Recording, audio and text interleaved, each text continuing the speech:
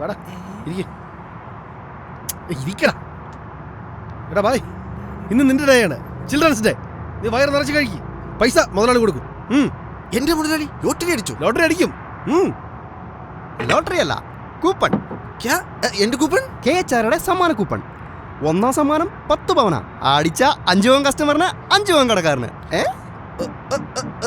അതാണല്ലേ കാര്യം. എങ്കിൽ മുതലാളി കേക്ക്, ഞാൻ പൈസ കൊടുക്കാം.